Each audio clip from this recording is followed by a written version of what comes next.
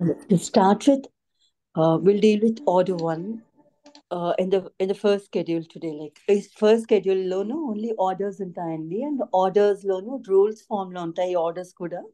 And ఈ orders అన్ని procedural aspects కోసం deal చేస్తాయి అన్నమాట. Apart from substantial provisions which we have read from sections 1 to 158, ఇప్పుడు మనం ఓన్లీ ప్రొసీజరల్ ప్రావిజన్స్ చదువుకుంటాం అనమాట. వాటన్నిటిని అమల్లో ప్రొసీజర్లో పెట్టాలంటే ఎట్లా ప్రొసీజరల్ థింగ్స్ ఏంటి అనేది ఈ ఆర్డర్స్ లో చదువుకుంటాం. And to start with, this is order one. And ఈ order one parties to suits కోసం డీల్ చేస్తుంది as the title goes. And to begin with, as an introduction, this is a very foundational order regarding the suits, because party suit institute చేయాలి అంటే parties ఉండాలి కదా. So ఈ order ఏం చెప్తుంది అంటే ఆ పార్టీస్ కోసం డీల్ చేస్తుంది అనమాట. ఎవరెవరిని పార్టీస్ కింద ఉంచాలి, ఎవరెవరిని పార్టీస్ కింద ఉంచక్కర్లేదు, like who could be the parties probably. And వారిని ఉంచినప్పుడు జాయింట్ ట్రయల్స్ ఎలా కనెక్ట్ చేయాలి, లేదా అక్కర్లేదు అనుకుంటే సెపరేట్ ట్రయల్స్ ఎట్లా కండక్ట్ చేయాలి. And then joint of parties, non joint of parties, mis joint of parties కోసం కూడా చెప్తుంది ఇదే order. And substitution of parties కోసం కూడా చెప్తుంది అనమాట. అక్కర్లేని పార్టీస్ ని డిలీట్ చేసేయడం కోసం, లేకపోతే యాడింగ్ ఆఫ్ పార్టీస్ కోసం, లేదా స్ట్రైకింగ్ ఆఫ్ పార్టీస్ కోసం అవన్నీ డీల్ చేస్తుంది ఇదే order. And apart from this, it also deals with very important topic regarding representative suit అని ఆ కాన్సెప్ట్ కూడా ఇదే డీల్ చేస్తుంది అనమాట. So will read and will starting with rule one. It speaks of who may be joined as plaintiffs. ప్లేంటిఫ్స్ ని ప్లేంటిఫ్స్ కింద ఎవరెవరిని ఒకే suit లో జాయిన్ చేయొచ్చు అనే అంశం రూల్ వన్ చెబుతుంది అనమాట. రైట్. మనకి ఏ ప్రాబ్లం ఉండదు. బేసిక్ గా ఒక వ్యక్తి ఒక పర్సనల్ సివిల్ రైట్ ఇంకొక వ్యక్తి ఎవరైనా ఇన్ఫ్రింజ్ చేస్తే, వయలేట్ చేస్తే, వాడు ఆబ్వియస్ గా ఇన్ఫ్రింజ్ అయిన పార్టీ, ఇన్ఫ్రింజ్ చేసిన పార్టీ మీద దావా ఫైల్ చేస్తారు, ఏదైనా ప్రొసీడింగ్ ఫైల్ చేస్తారు. అండ్ అప్పుడు దావా ఫైల్ చేసిన వ్యక్తిని ప్లేంటిఫ్ అంటాం, ఎవరి మీద ఫైల్ చేస్తారో వారిని డిఫెండెంట్ అని చెప్పి పిలుస్తాం.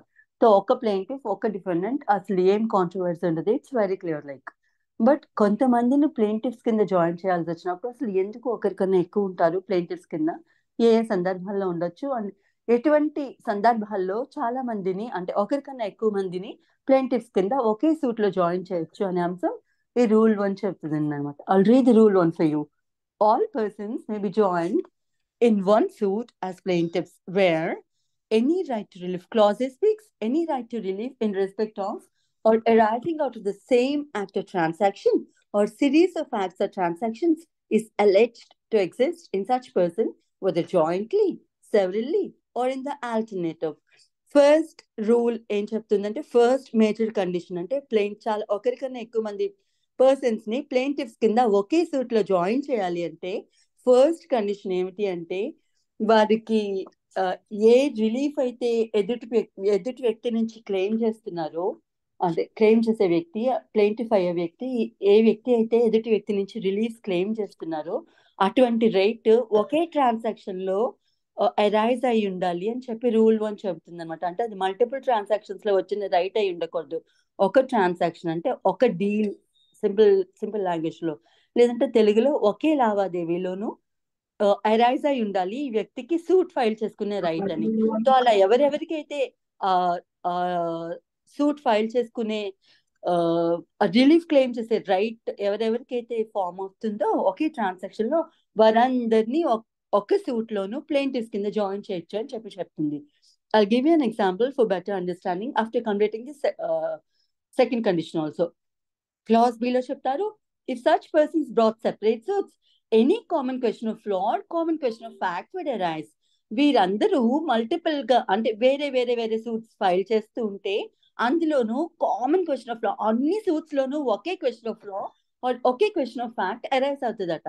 సో అలాంటి సందర్భాల్లో అన్ని మల్టిపుల్ సూట్స్ ఉంటే కోర్ట్ కి it's waste of time and expense, and it is waste of time and expense to parties too. కాబట్టి సో వారందరూ డిఫరెంట్ డిఫరెంట్ సూట్స్ తీసుకురాకుండా వారందరినీ ఒకే సూట్ లో ప్లేంటిఫ్స్ కింద జాయిన్ చేసి వారందరూ ఒకే సూట్ లోను వాళ్ళ రిలీఫ్స్ క్లెయిమ్ చేసే రైట్ అయితే ఈ ఆర్డర్ ప్రొవైడ్ చేస్తుంది అనమాట. రైట్. తో టూ మేజర్ కండిషన్స్ అయితే డెఫినెట్ గా ఫుల్ఫిల్ అయ్యే తీరాలి. ఇవి ఆల్ కాదండి, అండ్. తో ఏ లో చెప్పిన ప్రొవిజన్ ప్లస్ అండ్ బి లో చెప్పిన ప్రొవిజన్ కూడా ఫుల్ఫిల్ అయితేనే అప్పుడు అటువంటి వ్యక్తుల్ని సేమ్ సూట్ లోను అందరినీ కలిపి ప్లెయింటివ్స్ కింద జాయిన్ చేయొచ్చు అని చెప్తారు. సో ఫస్ట్ రూల్ ఏం చెప్పింది, ఫస్ట్ క్లాజ్ లోను first condition, any right to relief in respect of or arising out of same act of transaction or series of acts of transactions is alleged to exist in such parties. So వారికి ఏ relief అయితే claim చేస్తున్నారో parties అందరూ వారందరికీ ఆ right are relief okay transaction నుంచి arise అయి ఉండాలి, లేదా ఒకే ట్రాన్సాక్షన్ కాకపోతే సిరీస్ ఆఫ్ ట్రాన్సాక్షన్స్ అంటే మల్టిపుల్ ట్రాన్సాక్షన్స్ నుంచి అరైజ్ అయి ఉండాలి, కానీ ట్రాన్సాక్షన్ ఒకటే. I'll give you an example for this. For instance, A, B and C ముగ్గురు ఉన్నారు, ముగ్గురు వ్యక్తులు. వీరేమో డి దగ్గరికి వెళ్ళి ఒక కాంట్రాక్ట్ లోకి ఎంటర్ అయ్యారు. Supposing D as a rice merchant అనుకోండి. సో రైస్ మర్చెంట్ దగ్గరికి వెళ్ళి వీళ్ళు లోకల్ వెండర్స్ ఏబిసి అనే వాళ్ళు వెళ్ళి రైస్ మర్చెంట్ డి అనే వ్యక్తితోనూ ఒక కాంట్రాక్ట్ లోకి ఎంటర్ అవుతారు. సో డేట్ రోజున వారికి 100 bags ఆఫ్ రైస్ సప్లై చేయాలి అని. సో డి అడ్మిట్ చేస్తారు. ఆ పర్టికులర్ డేట్ రోజు పర్టికులర్ ప్రైస్ కి పర్టికులర్ క్వాలిటీ ఆఫ్ రైస్ ముగ్గురికి same quality of rice, same quantity of rice, same date రోజు పంపిస్తానని ఒక పర్టికులర్ డే రోజు కాంట్రాక్ట్ లోకి ఎంటర్ అవుతారనమాట. రైట్, ముగ్గురు. సో ఇట్లా ఉండగా ఆ కన్సర్న్ డే ఏవైతే ఉందో ఆ రోజు డి అనే వ్యక్తి ఆ రైస్ పంపించరు వాళ్ళకి. ఆ ట్రాన్సాక్షన్ పెర్ఫార్మ్ చేయడంలో వారు ఫెయిల్ అవుతారు. సో ఆబ్వియస్ గా ఏకి, బికి, సికి, డికి అగెనెస్ట్ గా సూట్ ఫైల్ చేసి ఆ కాంపెన్సేషన్ డామేజెస్ ఏవైతే ఉండినాయో అవి అడిగే రైట్ అయితే అరైజ్ అవుతుంది. సో ఎలా అరైజ్ అయింది, ఒక ట్రాన్సాక్షన్ లోనే ఒక కాంట్రాక్ట్ లోనే వాట్ యూ కాల్ అగ్రిమెంట్ మూలంగా వీళ్ళందరికీ ఆ అగ్రిమెంట్ కన్సర్న్ పర్సన్ పెర్ఫార్మ్ చేయకపోవడం మూలంగా వీరికి ఆ రైట్ అరైజ్ అయింది. ఎవరికి, ముగ్గురికి. ఏకి అదే రైట్ అరైజ్ అయింది, డామేజెస్ అడిగే రైట్. బికి అదే రైట్ అడిగే రైట్ ఉండే డామేజెస్, ప్లస్ సి కూడా డామేజెస్ అడిగే రైట్ ఉండే. సో ముగ్గురికి సేమ్ ట్రాన్సాక్షన్ నుంచి సేమ్ రిలీఫ్ అడిగే రైట్ ఉండే కదా. సో ఈ ముగ్గురు సెపరేట్, ఇది ఫస్ట్ క్లాజ్ అనమాట. సో సేమ్ ట్రాన్సాక్షన్ నుంచి వాళ్ళకి ఆ రైట్ అరైజ్ అయిందనమాట, పర్టికులర్ బికి అగెనెస్ట్ గా సూట్ ఫైల్ చేయడానికి. సో ఇంకా ఒకే ట్రాన్సాక్షన్ కాబట్టి సిరీస్ ఆఫ్ ట్రాన్సాక్షన్స్ అనుకుందాం.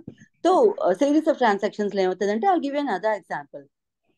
ఒక వ్యక్తి ఉన్నారు, వారికి ఒక ఇల్లు ఉంది. వారి నైబర్ ఏం చేస్తారు అంటే కంటిన్యూస్ గా చెత్త వాళ్ళ ప్రాపర్టీలో డంప్ చేసేస్తూ ఉన్నారు. ఏ ప్రాపర్టీలోనూ బి తన నైబర్ అయి ఉండి ఏ ప్రాపర్టీలో రోజు చెత్త డంప్ చేసేస్తున్నారు. ఈ రోజు వేస్తారు, రేపు వేస్తారు, ఎల్లుండి వేస్తారు, అవతల ఎల్లుండి వేస్తారు. సో కంటిన్యూస్ గా అలా వేస్తూనే ఉన్నారు. సో అప్పుడు ఏకుండే రైట్ ఏంటి, బికి అగెనెస్ట్ గా ఇంజంక్షన్ తీసుకోవచ్చు. ఒకటి చెత్త పోయిందని ఆల్రెడీ పోసినందుకు డామేజెస్ అడగచ్చు కదా. సో ఈ రైట్ ఎలా అరైజ్ అయింది, సిరీస్ ఆఫ్ ట్రాన్సాక్షన్స్ నుంచి అరైజ్ అయింది అనమాట. సో అవన్నీ డిఫరెంట్ ట్రాన్సాక్షన్స్ కాదు, సేమ్ అదే పని చేస్తున్నారు, కాకపోతే విత్ సర్టెన్ ఇంటర్వెల్స్ లో చేస్తున్నారు అనమాట. సో ఇది సిరీస్ ఆఫ్ ట్రాన్సాక్షన్స్ అంటే ఇట్లా తీసుకోవచ్చు. అట్లనే కాంట్రాక్ట్స్ లో కూడా తీసుకోవచ్చు. For example, first time file అయ్యారు, ఫెయిల్ అయ్యారు, ఫస్ట్ మంత్ ఆ ట్రాన్సాక్షన్ ఏమైతే ఉందో చేయలేదు, లేదా సెకండ్ టైం కూడా ఫెయిల్ అయ్యారు, మరి థర్డ్ టైం కూడా ఫెయిల్ అయ్యారు. ఇట్లా సిరీస్ ఆఫ్ ట్రాన్సాక్షన్స్ అంటే ఇదే తీసుకోవచ్చు. కాకపోతే అది ఒక పర్టికులర్ ఆస్పెక్ట్ కోసమే అయి ఉండాలన్నమాట, మల్టిపుల్ ఆస్పెక్ట్స్ అవ్వకూడదు. ఒకసారి రైస్ ప్రొవైడ్ చేస్తానని, ఒకసారి ఆయిల్ ప్రొవైడ్ చేస్తాను, ఇలా డిఫరెంట్ కాంట్రాక్ట్స్ ఉన్నాయనుకోండి, అప్పుడైతే ఈ రూల్ వర్తించదు. సేమ్ ట్రాన్సాక్షన్ అయి ఉండాలన్నమాట. So I think you people could understand what I'm going to express, right? So ఇట్లా సేమ్ ట్రాన్సాక్షన్ నుంచి రైట్ కనుక అరైజ్ అయితే రిలీఫ్ అడగడానికి ఏ వ్యక్తులకైతే same right of relief same transaction లో సేమ్ పర్సన్ నుంచి అడిగే ఈ రిలీఫ్ గాని ఆ రైట్ గాని ఉత్పన్నం అవుతుందో అటువంటి పర్సన్స్ అందరినీ ఒకే సూట్ లో ప్లేంటిఫ్స్ కింద జాయిన్ చేయొచ్చు అని చెప్పి క్లాస్ ఏ చెబుతుంది. అండ్ క్లాస్ బి చెబుతుంది ఇటువంటి పర్సన్స్ అంటే ఎవరికైతే మల్టిపుల్ గా same right, same relief, same person నుంచి సేమ్ కాజ్ ఆఫ్ యాక్షన్ నుంచి క్లెయిమ్ చేసే రైట్ ఉత్పన్నం అవుతుందో అటువంటి పర్సన్స్ సెపరేట్ సూట్స్ అందరూ కలిపి ప్లేంటిఫ్స్ కింద ఒక సూట్ లోనే కాకుండా ఎవరికి వారు విడివిడిగా సూట్స్ ఫైల్ చేస్తే అప్పుడు కామన్ అన్ని సూట్స్ లోనూ ఒకే క్వశ్చన్ ఆఫ్ లా అరైజ్ అవుతుంది. అట్ క్వశ్చన్ ఆఫ్ లా కానీ అది క్వశ్చన్ ఆఫ్ ఫ్యాక్ట్ కానీ. ఫర్ ఎగ్జాంపుల్, ఇప్పుడు నేను ఇందాక చెప్పిన దానిలోనూ ఏబిసికి ఉండిన రైట్ ఏమిటంటే డ్యామేజెస్ క్లెయిమ్ చేయడం, లేదా ప్రాపర్టీతో ఇంటర్ఫీర్ అయితే ఇంజంక్షన్ క్లెయిమ్ చేయడం. సో కదా, సో ఏ సెపరేట్ గా ఫైల్ చేసినా డీకి అగెనెస్ట్ గా బి సెపరేట్ గా ఫైల్ చేసిన, సి సెపరేట్ సూట్ ఫైల్ చేసుకున్న డి అగైనెస్ట్ గా, ఈ మూడు సూట్స్ లో కూడా ఏముంటదంటే అదే కామన్ కాజ్ ఆఫ్ యాక్షన్ ఉంటది, అదే కామన్ పర్సన్ కి అగైనెస్ట్ గా రిలీఫ్ అడుగుతున్నారు. నెక్స్ట్ అది కామన్ రిలీఫ్ అడుగుతున్నారు అనమాట, కామన్ పర్సన్ కి అగైనెస్ట్ గా కామన్ రిలీఫ్ అడుగుతున్నారు. సో ఇప్పుడు కోర్ట్ డిసైడ్ చేయాల్సిన మ్యాటర్ ఏమిటంటే ఆ పర్టికులర్ డి అనే వ్యక్తి ఆ కాంట్రాక్ట్ బ్రేక్ చేశారా లేదా, వారు డ్యామేజెస్ కి లయబుల్ కాదా. సో ఈ మూడు సూట్స్ లో ఇదే క్వశ్చన్ ఆఫ్ లా గానీ, లేదంటే ఏదైనా ఒక పర్టికులర్ క్వశ్చన్ ఆఫ్ ఫ్యాక్ట్ గానీ అరైజ్ అవుతుంది అనమాట. సో అలాంటప్పుడు మూడు డిఫరెంట్ సూట్స్ మూడు డిఫరెంట్ టైమ్స్ లో పర్సూ చేసే కన్నా ఒక దాంట్లోనే క్లబ్ చేసేసి వీళ్ళందరినీ ఒకే సూట్ కింద ట్రై చేస్తే కోర్ట్స్ యొక్క టైం మిగులుతుంది కదా, precious time, and then court యొక్క ఎక్స్పెన్సెస్ కూడా మిగులుతాయి. సిమిలర్ గా పార్టీస్ టైం అండ్ ఎక్స్పెన్సెస్ కూడా మిగులుతాయి అనే ఉద్దేశంతో ఈ ఈ పోర్షన్ ని ఇందులో ఇంక్లూడ్ చేయడం జరిగింది అనమాట. So this is how plaintiffs can be one or more plaintiffs can be clubbed into one suit అనమాట. ఒక సూట్ లోనే ఒకరికన్నా ఎక్కువ మంది పర్సన్స్ ని ప్లెయింటివ్స్ కింద యాడ్ చేయడానికి ఈ టూ కండిషన్స్ అయితే సాటిస్ఫై అయితే యాడ్ చేయవచ్చు అని చెప్తున్నారు. రూల్ 1 క్లియరా అండి అందరికి? Right. So we'll go into rule 2. Power of court to order separate trials. Court కి సెపరేట్ ట్రయల్స్ ఆర్డర్ చేసే రైట్ ఉంది, పవర్ ఉంది అని చెప్తున్నారు. ఎందుకు ఆర్డర్ చేస్తుందంటే very it appears to the court that any joint of plaintiffs may embarrass or delay the trial of the suit, the court may put the plaintiffs to their election or order separate trials or make such other order as may be expedient. ఏం చెప్తుంది పైన rule లో? ఏం చెప్పారు? ఒకే cause of action, ఒకే person కి against గా ఒకే రిలీఫ్ క్లెయిమ్ చేస్తూ అడిగే రైట్స్ కనుక ఒకరికన్నా ఎక్కువ మంది పర్సన్స్ కి ఉత్పన్నమైనప్పుడు వారందరూ డిఫరెంట్ సూట్స్ ఫైల్ చేస్తే కోర్ట్ టైం వేస్ట్ అయిపోతుంది కనుక వారందరినీ ఒక్క సూట్ లోనే ప్లేంటివ్స్ కింద జాయిన్ చేయొచ్చు అని చెప్పి రూల్ 1 చెప్పింది. సో రూల్ 2 ఏం చెబుతుందంటే ఇప్పుడు అట్లా జాయిన్ చేసినప్పుడు ట్రయల్ కనుక డిలే, ఏ వ్యక్తినైనా ప్లేంటిఫ్ కింద అట్లా జాయిన్ చేసినప్పుడు సూట్ కనుక డిలే అయిపోతుంది, ట్రయల్ డిలే అయిపోతుందనో, లేదంటే అలా జాయిన్ చేయడం మూలంగా మిగతా పార్టీస్ అండ్ ప్లస్ కోర్ట్ కూడా ఎంబరాస్ అవుతుందనో, అంటే కొంచెం సార్ట్ ఆఫ్ డిఫికల్టీ అరైజ్ అవుతుందనో ఆ పార్టీని కూడా అందులోనే యాడ్ చేసి ఆ పార్టీ తాలూకు రిలీఫ్ కూడా ఆ ట్రయల్ లోనే జరిపించాలి అన్నప్పుడు కొంచెం ట్రయల్ డిలే అవుతుంది అనుకున్నప్పుడు కోర్ట్ ఏం చేస్తుందంటే సెపరేట్ అంటే ప్లేంటిఫ్ వదిలేస్తుందంట, అంటే మెయిన్ ప్లేంటిఫ్స్ ఎవరైతే ఉన్నారో వాళ్ళకి వదిలేస్తుంది. మీరు ఇలానే పర్సూ చేస్తారా, మీకు లేట్ అయినా పర్లేదా, ఎంబరాసింగ్ గా అనిపించినా పర్వాలేదా, మీరు ప్రొసీడ్ అయిపోతారా ప్లేంటిఫ్స్ కింద ఒకే సూట్ లో ఉండి, లేదంటే మీరు సెపరేట్ ట్రయల్స్ వేసుకుంటారా, ఆప్షన్ మీకే ఇస్తున్నా అని చెప్తుంది. ఇఫ్ ద పార్టీస్ ఆఫ్ వద్దు ఇంకా ఒక్క ప్లేంటిఫ్ మూలంగా మిగతా ఇద్దరు ముగ్గురు ప్లేంటిఫ్స్ కి సూట్ డిలే అయిపోతుంది అని అనిపించినప్పుడు ఏం చేస్తారంటే ఇద్దరు ప్లేంటిఫ్స్ ఏం చేస్తారు, వద్దులేండి సెపరేట్ సూట్స్ డీల్ చేయమనండి ఆ కన్సర్న్ పర్సన్ ని, మా సూట్ ఇట్లా రెగ్యులర్ గా కంటిన్యూ చేసేసేయండి అని చెప్పి ఆప్ట్ చేసుకునే రైట్ ప్లేంటివ్స్ కి ఇస్తుంది అని చెప్పి రూల్ 2 చెప్తుంది అనమాట. Where it appears to the court that any joint of plaintiffs, ఏ వ్యక్తినైనా ప్లేంటిఫ్ కింద జాయిన్ చేస్తే it may embarrass or delay the trial of the suit, అది ఎంబరాసింగ్ అయినా ఉంటుంది, లేదంటే ట్రయల్ అయినా డిలే అయిపోతుంది అనమాట. అక్కడ ఉండిన పరిస్థితుల మూలంగా ప్లేంటిఫ్ క్లెయిమ్ చేస్తున్న రిలీఫ్ మూలంగా, అక్కడ ఉండిన కాజ్ ఆఫ్ యాక్షన్ మూలంగా, right. The court may put the plaintiffs to their election. తో కోర్ట్ ఏం చేస్తుంది, ప్లేంటిఫ్స్ ఆప్షన్ కే వదిలేస్తుందంట ఏం చేస్తారు వాళ్ళు అనేది, or order separate trials or make such other order as may be experience. ఎంత తొందరగా సూట్ డిస్పోజ్ ఆఫ్ చేయడానికి ఏ ఆర్డర్ అయితే కోర్ట్ తీసుకోవచ్చు అటువంటి ఆర్డర్ తీసుకునే పవర్ కోర్టుకు ఉంటుంది అని చెప్తున్నారు. And to give an illustration for this, ముగ్గురు వ్యక్తుల దగ్గర నుంచి ఒక వ్యక్తి అప్పు తీసుకున్నారు అనుకుందామండి, రైట్. సో ఆ వ్యక్తి అప్పు చెల్లించలేదు ముగ్గురికి. సో ఈ ముగ్గురు సెపరేట్ సూట్స్ ఫైల్ చేస్తే టైం డిలే అయిపోతుంది, బికాస్ సేమ్ ట్రాన్సాక్షన్ లో సేమ్ డేట్ లో సేమ్ వ్యక్తి వారు ముగ్గురు దగ్గర నుంచి సైమల్టేనియస్ గా అప్పు తీసుకున్నారు కాబట్టి, సపోజింగ్ వాళ్ళు ముగ్గురు పార్ట్నర్స్ అనుకోండి, రైట్. తీసుకున్నారు అనుకోండి, ఆ పార్ట్నర్షిప్ ఫర్మ్ దగ్గర నుంచి ఒక పర్సన్ అప్పు తీసుకున్నారు అనుకోండి, సో తీసుకొని చెల్లించలేదు, ఆబ్వియస్ గా వీళ్ళు వారి మీద సూట్ ఫైల్ చేసే రైట్ ఉంటుంది. ఆ అమౌంట్ తిరిగి క్లెయిమ్ చేయడానికి ఆ అమౌంట్ కి అష్యూరెన్స్ ఇస్తే ప్రినోట్ కూడా ఎగ్జిక్యూట్ చేశారనుకోండి, ముగ్గురికి 3 ప్రినోట్స్, రైట్. సో ఆ వ్యక్తికి ఎగెనెస్ట్ గా అయితే ప్రినోట్ ఫైల్ చేసే రైట్ ఈ ఏబిసికి ఉంటుంది కదా. సో ఇప్పుడు అందులో బికి అడిషనల్ రైట్ ఏముంటుంది, బి అడిషనల్ గా ఏం అడుగుతారంటే ప్రొనోట్ లో ఉండిన అమౌంట్ ఇప్పించమని అడిగిందే కాకుండా ఇంకా ఏ సెట్ ఆఫ్ ఏదో క్లెయిమ్ చేశారనుకోండి, లేదంటే వారు ఇంకా నా ప్రాపర్టీని వారు పొజిషన్ లోకి తీసేసుకున్నారు, నన్ను నెక్అవుట్ చేశారు నా ప్రాపర్టీ నుంచి, నా ప్రాపర్టీ నాకు ఇప్పించేసేయండి అని చెప్పి అడుగుతున్నారు. లేదంటే పలానా ప్రాపర్టీ నాకు మార్గేజ్ పెట్టారు, ఈ ప్రొనోట్ అమౌంట్ అలానే ఇవ్వలేదు కాబట్టి నేను ఆ ప్రాపర్టీ నాకు అమ్మేసేయండి అని చెప్పి అదైనా పెట్టారనుకో. బేసిక్ గా అడుగుతోంది ప్రొనోట్ లో అమౌంట్ ఇప్పించమని, కానీ అడిషనల్ గా ఒక ప్లేంటిఫ్ వచ్చి ఈ అడిషనల్ థింగ్స్ అన్ని అడుగుతున్నారు. సో ఆ వ్యక్తి ఇతనికి డబ్బు ఇవ్వాలా అక్కర్లేదా, అసలు అతని ప్రాపర్టీ సీజ్ చేశాడా లేదా, ఆ దానికి దీనికి సంబంధం ఉందా లేదా అనే వాళ్ళిద్దరి మధ్యన ఉండిన ఆ లావాదేవీలు తేల్చాలంటే ఇంకా టైం పట్టేస్తుంది. సో ఈ రెగ్యులర్ ప్రొనోట్ సూట్ కాకుండా ఆ బి అనే వ్యక్తికి అడిషనల్ రిలీఫ్ ఇవ్వాలంటే టైం పడుతుంది అనుకోండి, లేదా వెక్సేస్ చేసా లేకపోతే ఎంబరాసింగ్ అనిపించింది అనుకో, కోర్టుకి ఏం చేస్తుందంటే ప్లేంటిఫ్స్ కి ఆప్షన్ ఇస్తుంది. సో ముగ్గురిది సేమ్ కన్సర్న్ కాదు, ముగ్గురు ప్రొనోట్ సూట్ దావా ఫైల్ చేస్తే కేవలం అమౌంట్ రికవరీ అడుగుతుంటే దాని మీద నేను విచారణ జరిపించేవాడిని, కానీ ఇది అడిషనల్ థింగ్స్ ఇన్వాల్వ్ అయి ఉంది. సో ఈ అవి కూడా డీల్ చేయాలంటే it take so much of time, మళ్ళీ ఆ ఆస్పెక్ట్స్ అన్ని డిఫరెంట్ కాబట్టి సో డిలే అవుతుంది. మీరు కంటిన్యూ చేస్తారా, సెపరేట్ సూట్ అయినా ఫైల్ చేసుకుంటారా అని చెప్పి పార్టీస్ అడుగుతుంది అనమాట. So if the plaintiffs are okay with it continue చేసేస్తుంది, లేదా if the plaintiffs are not okay with it, లేదంటే కోర్టుకి కూడా అది ఎంబరాసింగ్ అయినా లేకపోతే ట్రయల్ పీరియడ్ ని ఎలా చేస్తోందని చెప్పి భావించినా సరే ఏం చేస్తుందంటే ఆ సూట్స్ ని సెపరేట్ చేసేస్తుంది, బికి సంబంధించిన సూట్ ని సెపరేట్ చేసేస్తుంది, ఏసీకి సంబంధించి ఆ ప్రొనోట్ సూట్ ఏవైతే ఉందో దాంతో ప్రొసీడ్ అవుతుంది అనమాట. This is how court has power to order separate trials, right. నేను చెప్పిన ఎగ్జాంపుల్స్ ఒథెంటికేట్ ఎగ్జాంపుల్స్ కాకపోవచ్చు, బట్ అంత సింపుల్ థింగ్స్ ఎందుకు చెప్తా అంటే ఆ కాన్సెప్ట్ అర్థమవుతుందని, రైట్ అండి. So this is about rule 2. And rule 3 ఏం చెప్తుందంటే who may be joined as defendants. పైన ప్లేంటిఫ్స్ కింద ఒకరికన్నా ఎక్కువ మంది వ్యక్తుల్ని లేకపోతే ఎవరెవరిని ప్లేంటిఫ్స్ కింద ఒకే సూట్ లో జాయిన్ చేయొచ్చు అనేది మనం రూల్ 1 లో చదువుకున్నాం. రూల్ 3 లో ఎవరెవరిని డిఫెండెంట్స్ కింద చేర్చొచ్చు అనేది రూల్ 3 చెబుతుంది అనమాట. Same thing, same language repeat అవుతుంది ఇక్కడ, కాకపోతే ఒక్క పదం మారుతుంది. అది మీరు ఆబ్జర్వ్ చేయగలరా లేదో చూసుకోండి.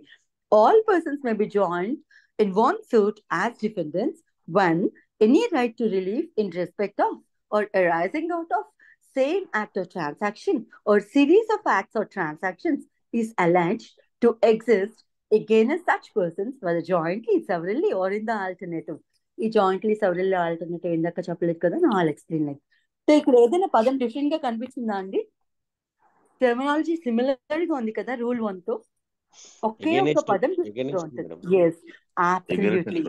అక్కడ ఇన్ ఫేవర్ ఆఫ్ లైక్ ఏ పర్సన్ కి రైట్ ఉనిందో, రైట్ అరైజ్ అవుతుందో ఆ పర్సన్స్ అందరూ ప్లేంటిఫ్స్ కింద జాయిన్ అయ్యి ఉండొచ్చు. ఇక్కడ ఏ పర్సన్స్ అగైనెస్ట్ గా రైట్ అరైజ్ అవుతుందో వారందరినీ డిఫెండెన్స్ కింద చేర్చొచ్చు. ఫర్ ఎగ్జాంపుల్ అదే ఇందాక చెప్పిన దానిలో ఆపోజిట్ ఎగ్జాంపుల్ తీసుకోండి. లైక్ ఇప్పుడు ఏ బి అనే వ్యక్తులు వచ్చి సి అనే ప్రాపర్టీని ఆక్యుపై చేసేసారు అనుకోండి, రైట్.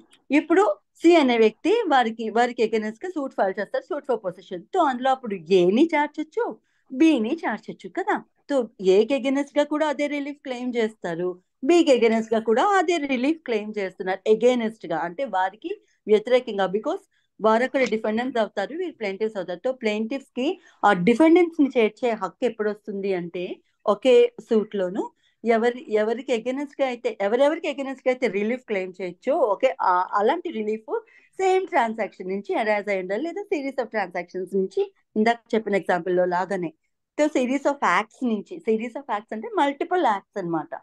ఒక ట్రాన్సాక్షన్ లోనే మల్టిపుల్ యాక్ట్స్. ఇప్పుడు ఒక కాంట్రాక్ట్ ఉంది, ప్రతి నెల నాకు ఫస్ట్ తారీఖుకి నాకు రైస్ బ్యాగ్స్ ఇన్ని ప్రొవైడ్ చేయాలని. సో ఫస్ట్ మంత్ లో బ్రేక్ చేస్తారు, సెకండ్ మంత్ లో బ్రేక్ చేస్తారు, థర్డ్ మంత్ లో బ్రేక్ చేస్తారు, లేదా ఫస్ట్ మంత్ లో ఇస్తారు, సెకండ్ మంత్ లో బ్రేక్ చేస్తారు, మళ్ళీ థర్డ్ మంత్ లో చేస్తారు, ఫోర్త్ మంత్ లో బ్రేక్ చేస్తారు. ఇట్లా ఏమైనా ఇలా సిరీస్ ఆఫ్ ట్రాన్సాక్షన్స్ అంటే in the order of transactions అనమాట, రైట్.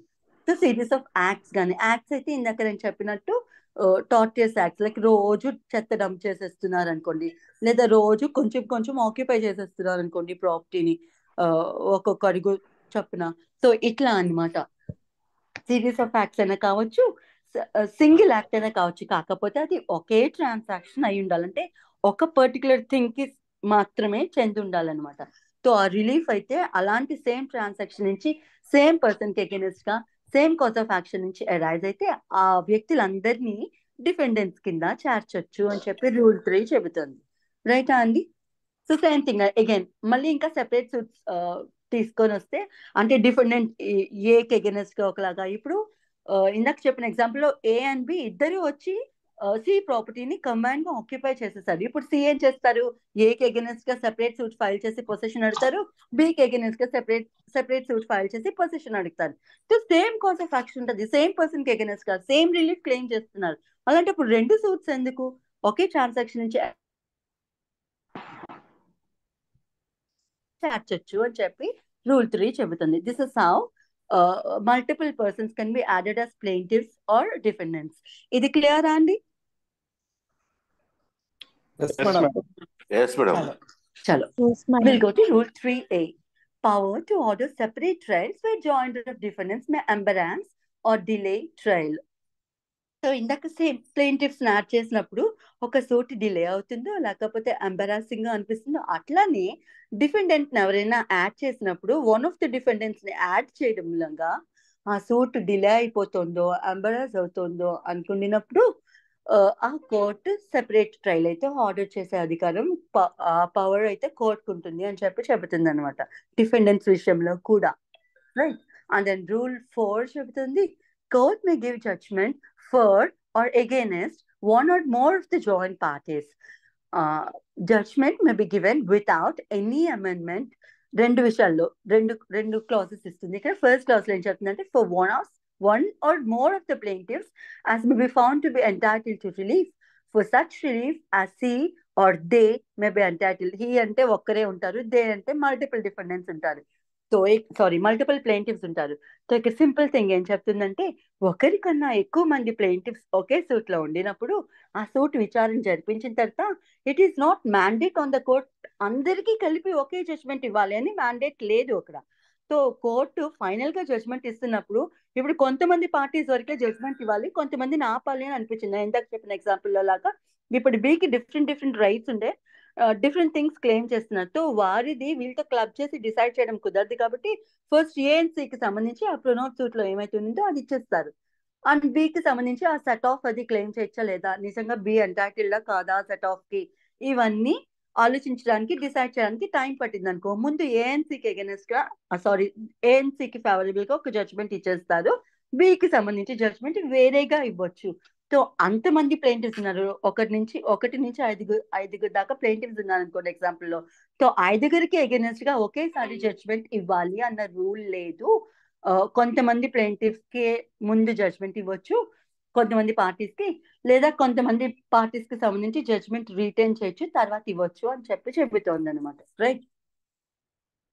అంతనే ఇది రూల్ 4 చెప్తోంది court may give judgment for or against. For అంటే ఫేవరబుల్ గా, ఇప్పుడు ఎవరొకరికి ఫేవరబుల్ గా వస్తుంది, ఇంకొకరికి ఆబ్వియస్ గా ఎగెనెస్ట్ గా వస్తుంది కదా. సో ఒకరికి ఫేవరబుల్ గా ఇవ్వచ్చు, ఒకరికి ఎగెనెస్ట్ గా ఇవ్వచ్చు. సో అట్లా ఇస్తున్నప్పుడు అది ఒకరికైనా ఇవ్వచ్చు, ఒకరికన్నా ఎక్కువ మందికైనా ఇవ్వచ్చు, అందరికీ కలిపి ఒకే జడ్జ్మెంట్ ఇవ్వాలి అని చెప్పి రూల్ లేదు అని రూల్ 4 చెప్తుంది అనమాట, రైట్. ఎగెనెస్ట్ అది పైన ప్లెయింటివ్స్ కోసం చెప్తుంది, కింద డిఫెండెంట్స్ కోసం చెప్తుంది. క్లాజ్ ఏకి బికి అదే తేడా అనమాట, రైట్. డిఫెండెంట్స్ కి ఫేవరబుల్ గా అంటే మల్టిపుల్ డిఫెండెంట్స్ ఉన్నప్పుడు ఆ డిఫెండెంట్స్ అందరికీ ఫేవరబుల్ గా కానీ అందరికీ ఎగెనెస్ట్ గా కానీ ఒకేసారి జడ్జ్మెంట్ ఇవ్వాలని రూల్ లేదు. So it depends on the facts and circumstances. కొంతమందికి ఫస్ట్ ఇవ్వచ్చు, కొంతమందికి సంబంధించిన జడ్జ్మెంట్ అట్టే పెట్టచ్చు అని చెబుతుంది అనమాట. This is rule 4.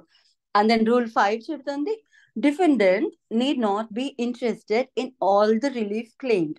సో అక్కడ రిలీఫ్ ఏమైతే క్లెయిమ్ చేస్తున్నారో అక్కడ అందరి డిఫెండెంట్స్ కి అదే రిలీఫ్ మీద అదే రిలీఫ్ అందరి డిఫెండెంట్స్ క్లెయిమ్ చేయక్కర్లేదు మోర్ పర్టికులర్ గా అని చెప్తున్నారు.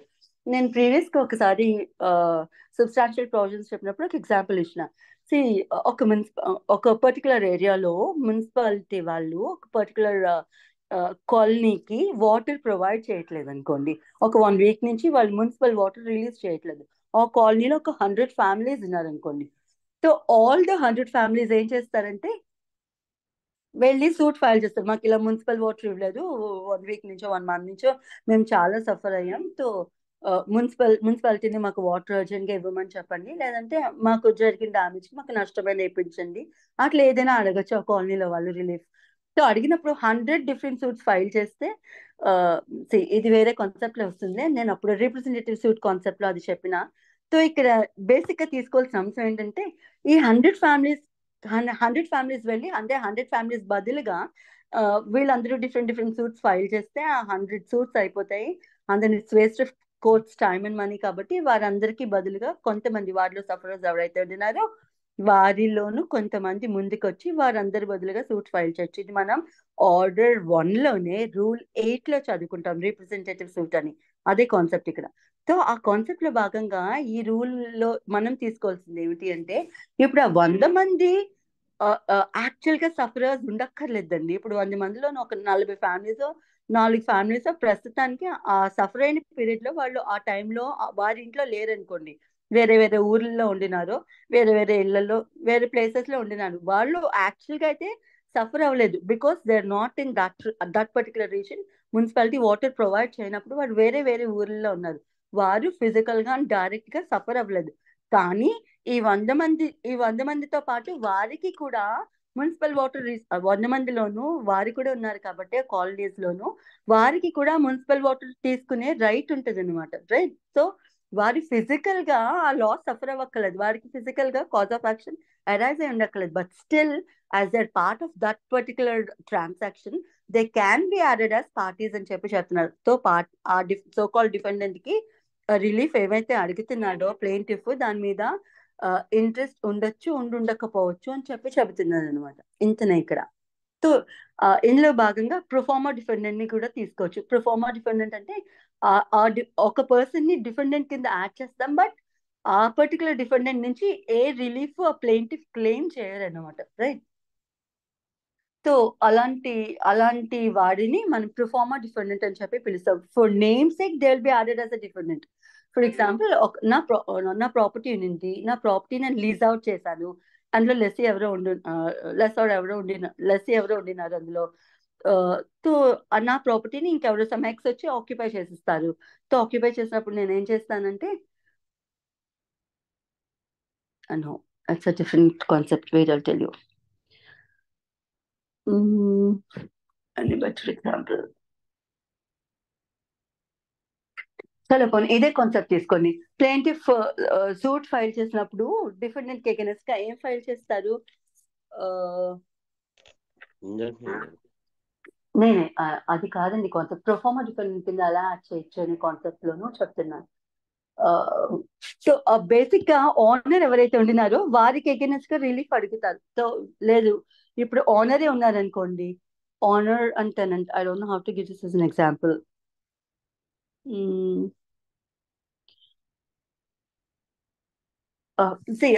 ఇది వదిలే, I'll give you better example. మనం లీగల్ హెడ్ సర్టిఫికేట్ మనం కోర్ట్ నుంచి అడుగుతా ఉంటాం కదా, declared mess legal head of this particular person అని చెప్పి మనం డిస్ట్రిక్ట్ కోర్ట్ లో ఫైల్ చేస్తాం. యాక్చువల్ గా లీగల్ హెడ్ కింద డిక్లేర్ చేయండి మనని అని. సో అట్లా డిక్లేర్ చేయమని అడిగినప్పుడు ఆ సర్టెన్ డాక్యుమెంట్స్ కావాలి మనకి. అండ్ ఆ ఫ్యామిలీ ట్రీ కానీ ఆ ఫ్యామిలీ మెంబర్షిప్ ఉండిన సర్టిఫికేట్ కానీ కన్సర్న్ ఆ ఏరియా ఎంఆర్ఓ ఇస్తారనమాట. సో దాన్ని అథెంటిక్ అథెంటిక్ గా మనం డిస్ట్రిక్ట్ కోర్ట్ లో ఫైల్ చేసి ఉండాలి లీగల్ హెడ్ సర్టిఫికేట్ అడగడానికి. సో కన్సర్న్ ఎంఆర్ఓ దాన్ని రిజెక్ట్ చేశారనుకోండి, ఇప్పుడు మనం లీగల్ హెడ్ సర్టిఫికేట్ మనం డిస్ట్రిక్ట్ కోర్ట్ లో లీగల్ హెడ్ కోసం మనం డిస్ట్రిక్ట్ కోర్ట్ లో సూట్ ఫైల్ చేసినప్పుడు డిక్లేర్ చేయమని ఈ ఎంఆర్ఓని కూడా మనం యాడ్ చేయొచ్చు అనమాట. ఎంఆర్ఓ నాకు ఈ లీగల్ హెడ్ సర్టిఫికేట్ ఇవ్వలేదు, sorry family tree related certificate ఇవ్వలేదంటే I'm member of this family అన్న సర్టిఫికేట్ నేను ఎంఆర్ఓని అడిగితే నాకు ఎంఆర్ఓ ఇవ్వలేదు, సో నాకు ఆ సర్టిఫికేట్ అయితే లేదు. సో మిగతా ప్రొవిజన్స్ ని అనుసరించి మీరైనా ఎంఆర్ఓని ఆర్డర్ చేయండి సర్టిఫికేట్ ఇవ్వమని, లేదంటే మిగతా ఫీజిబుల్ ప్రొవిజన్స్ ఆఫ్ లా అయి ఉంటే వాటిని కన్సిడర్ చేసి నన్ను లీగల్ యాడ్ కింద డిక్లేర్ చేయండి అని చెప్పి సూట్ అయితే ఫైల్ చేస్తాం. సో ఇక్కడ ఎంఆర్ఓ ఏముంటారంటే ప్రొఫార్మా డిఫెండెంట్ ఉంటారు అనమాట. ఆ పర్టికులర్ ఎంఆర్ఓ నుంచి మనం అడిగే రిలీఫ్ ఏమీ ఉండదు. సో మనకి బేసిక్ కాన్సెప్ట్ ఏమిటంటే లీగల్ హెయిర్ కింద ఒక పర్టికులర్ డిసీజ్ పర్సన్ కి లీగల్ హెయిర్ కింద డిక్లేర్ చేయమని మనం అడుగుతున్నాం. కానీ అది మ్యాండేట్ కింద అట్లా అడగడానికి ఒక సర్టిఫికేట్ అయితే రిక్వైర్ అవుతుంది. ఆ సర్టిఫికేట్ అయితే కన్సర్న్ ఎంఆర్ఓ ఇవ్వాలి. ఆ ఎంఆర్ఓ మనకి ఇవ్వలేదు, మన రైట్ అయితే ఇన్ఫ్రింజ్ అయింది. Excuse me, I'm getting a call. So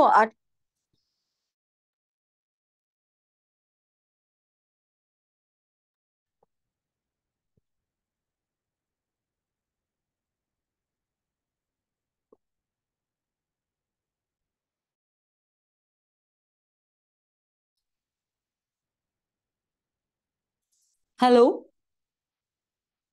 madam hello, నేను ఆడిబుల్ మేడం గా ఉన్నా? Yes, madam, you are audible. Audible madam. So ఇందాక చెప్పిన ఎగ్జాంపుల్ విన్నారా మీరు లీగల్ హెయిర్ది? విన్నా మేడం. విన్నాను madam. Done done done done done done. Voice రావట్లేదని కాల్ చేస్తే చెప్తున్నా. చలో ఇది ఇట్లా అనమాట. సో ఇప్పుడు ఎంఆర్ఓని మనం మనం యాడ్ చేస్తాం ఆ సూట్ లోను, లీగల్ హెయిర్స్ కింద డిక్లేర్ చేయమని అడుగుతున్న సూట్ లోను ఎంఆర్ఓని కూడా పార్టీ కింద యాడ్ చేస్తాం, డిఫెండెంట్ కింద. కానీ మనం ఆ ఎంఆర్ఓ నుంచి పర్టికులర్ రిలీఫ్ ఏమి క్లెయిమ్ చేయం. Still he should be added as a defendant because అతను ఆ కన్సర్న్ సర్టిఫికేట్ ఇవ్వాల్సిన వ్యక్తి అతనికి కాబట్టి, అతను ఇవ్వలేదు కాబట్టి అతన్ని ఒక డిఫెండెంట్ కింద యాడ్ చేస్తాం అనమాట. కోర్టు ఏమైనా రిలీఫ్ అతన్ని ఆర్డర్ చేయాల్సి వస్తే ఆ అమౌంట్ని కోర్టు ఆర్డర్ చేస్తుంది, సో సర్టిఫికేట్ మీరు రిలీజ్ చేయండి అని చెప్పి. సో అది మనకి సంబంధం ఉండదు, కోర్ట్స్ చూసుకుంటాయి. Still he will be added as a party కాబట్టి మనం వారిని ప్రొఫార్మా డిఫెండెంట్ అని చెప్పి పిలుస్తాం అనమాట. This is a sort of example for proforma defendant. So ఇక్కడ ఏమడుతుందంటే డిఫెండెంట్స్ అందరికీ అడుగుతున్న రిలీఫ్ లో ఇంట్రెస్ట్ ఉండక్కర్లేదు. ఇప్పుడు ఎంఆర్ఓ ఇస్ అ డిఫెండెంట్ కదా, కానీ ఎంఆర్ఓకి ఇక్కడ ఏం ఇంట్రెస్ట్ ఉండదు. వాడు అడుగుతున్న రిలీఫ్ లో వాడిని ఏం యాడ్ చేయమన్నారు, లీగల్ హెయిర్ కింద డిక్లేర్ చేయమని అడుగుతున్నారు. వాడిని డిక్లేర్ చేస్తే ఏంటి, డిక్లేర్ చేయకపోతే ఏంటి, defendant is no way concerned అనమాట. సో ఇలాంటిది defendant need not be interested in all the relief claim. It shall not be necessary that every defendant shall be interested as to all the relief claimed in the suit against him. So defendant కి against గా అడుగుతున్న relief ఏమైతే ఉందో అన్నిట్లో అన్ని defendants కి interest ఉండక్కర్లేదు అని చెప్తుంది rule 5, right? And then rule 6 కి వెళ్తే joint of parties liable on the same contract అని చెప్తుంది. సో ఒకే కాంట్రాక్ట్ లోను మల్టిపుల్ పార్టీస్ ఉంటే కనుక వారందరినీ ఆబ్వియస్ గా ఆ కాంట్రాక్ట్ కనుక ఆ కాంట్రాక్ట్ టర్మ్స్ కనుక వారందరూ వాయిలేట్ చేస్తే వారందరినీ తీసుకొచ్చి ఒకే సూట్ లో పార్టీస్ కింద యాడ్ చేయవచ్చు అని చెబుతుంది rule 6. The plaintiff may at his option, మళ్ళీ అతని ఆప్షన్ అందరినీ యాడ్ చేస్తారా కొందరిని యాడ్ చేస్తారా అనేది ప్లేంటిఫ్ కి ఇష్టానికి వదిలేస్తారనమాట. ఫర్ ఎగ్జాంపుల్ ఒక కాంట్రాక్ట్ 5 persons తో ఒక ప్లేంటిఫ్ ఎంటర్ అయ్యారు.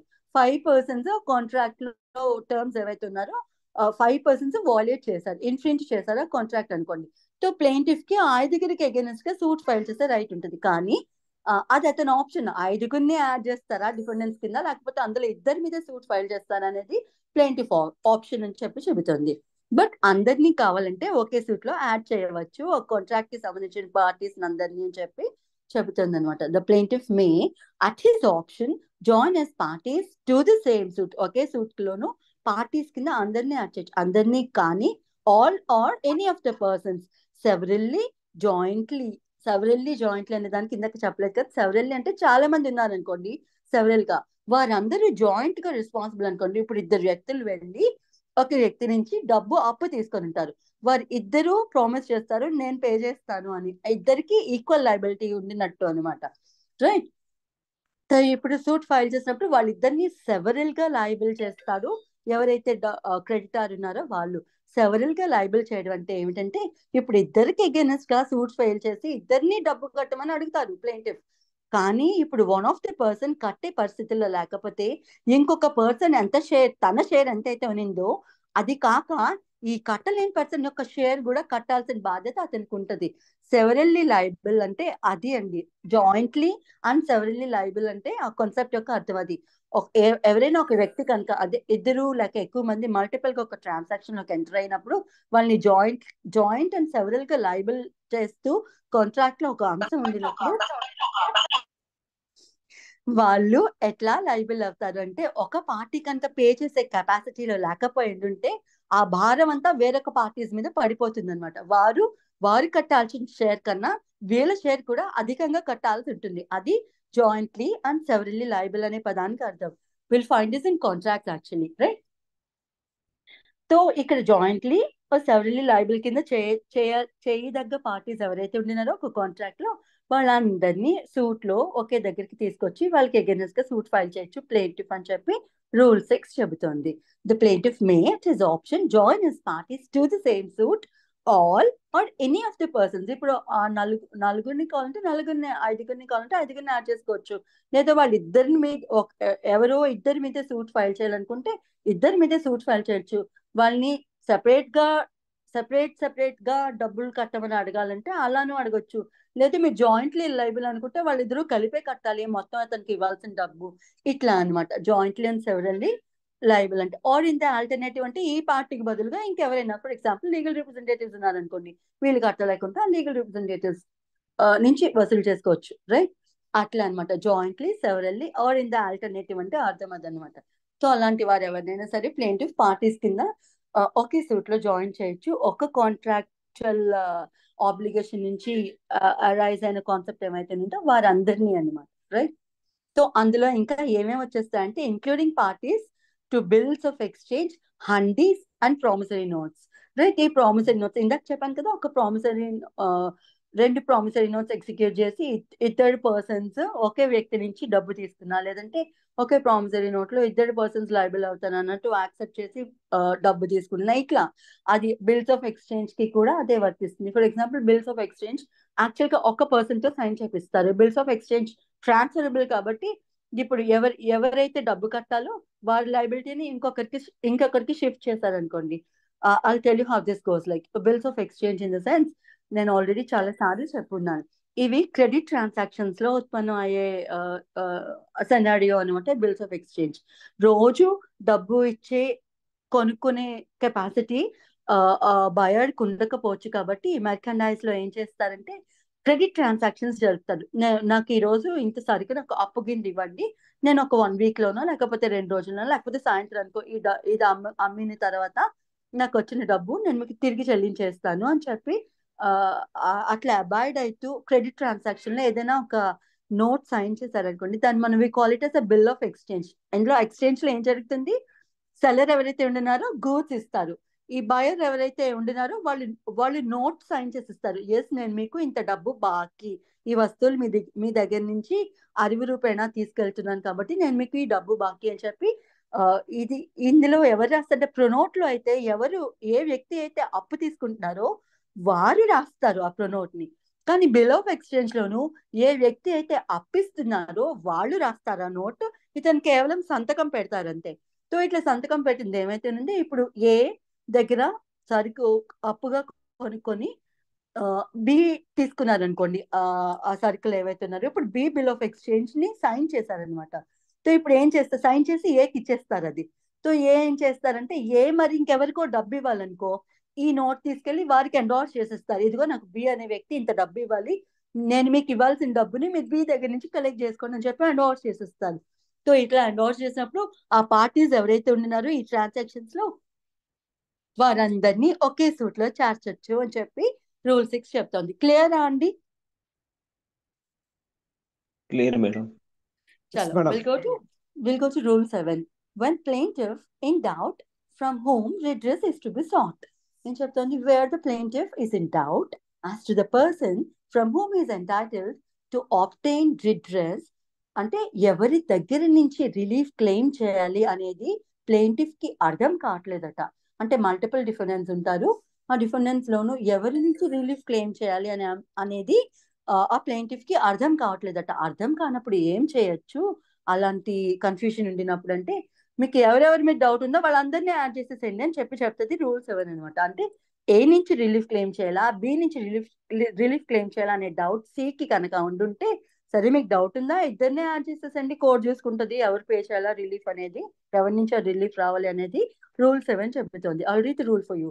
Where the plaintiff is in doubt as to the person from whom he is entitled, relief ఏ వ్యక్తి నుంచి అతను ఎంటైటిల్ అయి ఉన్నారు, ఏ వ్యక్తి నుంచి క్లెయిమ్ చేయొచ్చు అనే డౌట్ కనుక ప్లెయింటిఫ్ ఉండుంటే, ఆర్ ఆబ్టైన్ రిడ్రెస్ ఆబ్టైన్ చేయడం అంటే రిలీఫ్ క్లెయిమ్ చేయడమే, రైట్? ఏ వ్యక్తి నుంచి రిలీఫ్ క్లెయిమ్ చేయాలా అనే డౌట్ కనుక ప్లెయింటిఫ్ ఉండుంటే, he may join 2 or more defendants in order that the question as to which the defendant is liable and to what extent may be determined as between all the parties.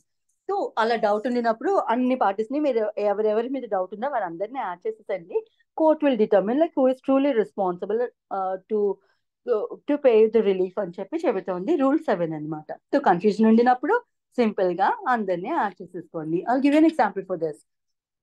ఒక truck ఒక car రెండు collide అయ్యాయి, రెండు గుద్దుకున్నాయి అనుకోండి. So యాక్సిడెంట్లు ఏమవుతాయంటే అవి గుద్దుకుంటూ పక్కన bypass ఎవరైతే ఉండినారో ఒక స్కూటర్ మీద వెళ్తున్న వ్యక్తికి డ్యామేజ్ కలిగించాయి అనుకుందాం. సో ఇప్పుడు ఈ స్కూటర్ మీద ట్రావెల్ చేస్తున్న వ్యక్తి ఆ ఇద్దరు మూలంగా కంబైన్ గా కలిపి కదా, అంటే ఇప్పుడు గుద్దడం మూలంగా, ట్రక్ గుద్దడం మూలంగా అతనికి డ్యామేజ్ జరిగిందా, కార్ గుద్దడం మూలంగా అతనికి డ్యామేజ్ జరిగిందా, ఇద్దరు కలిపి గుద్దారా అనేది వారికి ఐడియా లేకపోతే ఇద్దరిని డిఫెండెన్స్ కింద యాడ్ చేసేసుకోండి అని చెప్తాను సింపుల్ గా. అంతనే rule 7, right? And then rule 8 చెప్తుంది, this is a very important thing in this order, right? ఇదే representative suit and I already told you, ఇందాక ఎగ్జాంపుల్ కూడా ఇచ్చేసాను కదా. సో ఒకరికన్నా ఎక్కువ మందికి రిలీఫ్ క్లెయిమ్ చేసే రైట్ ఉండినప్పుడు వాళ్ళందరూ సెపరేట్ సూట్స్ తీసుకొస్తే కోర్ట్ యొక్క ప్రెషియస్ టైం వేస్ట్ అయిపోతుంది, ప్లస్ కోర్ట్కి చాలా ఎక్స్పెన్సివ్ థింగ్ అవుతుంది. కాబట్టి తో వీరందరూ కలిపి ఒకే రిలీఫ్ క్లెయిమ్ చేస్తున్నారు కాబట్టి వారందరి బదులుగా ఎవరో ఒకరే ముందుకొచ్చి, ఒకరో లేకపోతే కొంతమంది ముందుకొచ్చి వారందరి బదులుగా ఒక సూట్ ఫైల్ చేస్తే సరిపోతుంది అనే ఆప్షన్ ఈ రూల్ 8 ఇస్తుంది. మనం దాన్ని రీప్రజెంటేటివ్ సూట్ అనే టైటిల్లో చదువుకుంటాం. ఇక్కడ ఉండదు కానీ దాన్ని షార్టెస్ట్ యాక్రోనిమ్ కింద మనం పెట్టుకోవచ్చు అనమాట, right? So I'll read the rule for you. One person may sue or defend on behalf of all in the same interest.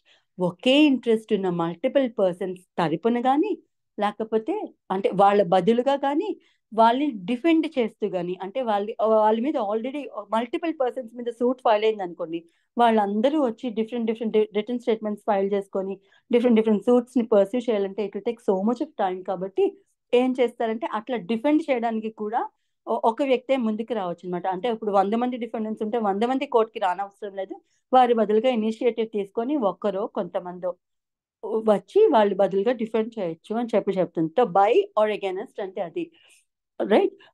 One person may సూ ఆర్ డిఫెండ్. సూ చేయొచ్చు అంటే వాళ్ళు సూట్ ఫైల్ చేయొచ్చు, అంటే ఆ 100 మందికి బదులుగా కొంతమంది వచ్చి సూట్ ఫైల్ చేయొచ్చు. మే సూ అంటే అర్థం అది. ఆర్ డిఫెండ్ అంటే 100 మంది డిఫెండెంట్స్ కింద ఉండినప్పుడు వారి బదులుగా కొంతమంది ముందుకొచ్చి వాళ్ళందరి బదులుగా రిటర్న్ స్టేట్మెంట్ ఫైల్ చేస్తూ వారిని డిఫెండ్ చేయొచ్చు అనమాట ప్రొసీడింగ్స్ లో, అట్లా చెప్తుంది. వన్ పర్సన్ మే సూ are defend on behalf of all in the same interest. అందరి బదులుగా ఒక పర్సన్ ముందుకొచ్చి వారిని సూ అయినా చేయొచ్చు, వారందరి బదులుగా సూ అయినా చేయొచ్చు, సూట్ అయినా ఫైల్ చేయొచ్చు, లేదా వారందరి బదులుగా డిఫెండ్ అయినా చేయొచ్చు కోర్టులో అని చెబుతోంది. I'll read the rule for you. Where there are numerous persons having the same interest in one suit. Okay interest అంటే ఏదైనా అది రిలీఫ్ అడుగుతున్నారో లేకపోతే వాళ్ళందరి మీద రిలీఫ్ అడిగితే వాళ్ళని డిఫెండ్ చేయడానికో ఏదైనా కావచ్చు అనమాట. అలాంటి వాళ్ళు న్యూమరస్ పర్సన్స్, చాలా మంది, ఎక్కువ మంది ఉండినప్పుడు ఒకే సూట్ లో ఏం చెప్తుంది clause 8, 1 or more of such persons may, with the permission of the court, sue or be sued or may defend such suit on behalf of or for the benefit of all persons so interested. So ఎవరెవరైతే ఆ suit లో parties కింద ఉండినారో వారందరి బదులుగా ఒక person కానీ కొంతమంది కానీ 1 or more of such persons అన్నారు. అంటే ఇక్కడ అర్థం చేసుకోవాల్సింది సచ్ అనే పదం.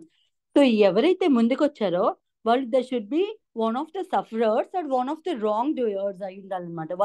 వాళ్ళే డిఫెండెంట్స్ లో కొంతమంది అయినా అయి ఉండాలి ఎవరైతే ముందుకు వచ్చారో, లేదా ప్లేంటిఫ్స్ లో సూట్ ఫైల్ చేసే అధికారం ఉన్న వాళ్ళు, అంటే ఎవరికి అగెన్స్ట్ గా రిలీఫ్ అడుగుతున్నారో ఆ రిలీఫ్ అడిగే రైట్ అయినా వీళ్ళకి ఉండాలి. సో దీన్ని మనం పబ్లిక్ ఇంట్రెస్ట్ లిటిగేషన్ తో పోలిస్తే ఒకటి అది